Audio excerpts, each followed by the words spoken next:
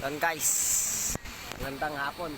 Yan, hapon na. So magpapagabi kami then punta kami doon sa malapit sa dagat mga guys. Doon kami sisisid ng igat kasi malalaki yung palos doon. So ito yung nakuha namin kagabi, tatlo yung nakuha namin. So ngayon apat na.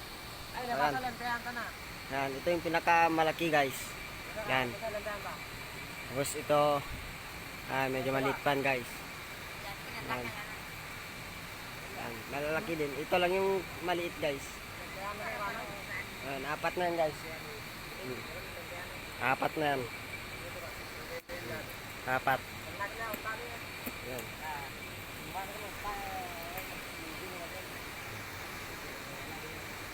Nagdot pa, nagtel. Ayan, apat na yan guys. Ano? Apat. Isa, dalawa, tatlo, apat.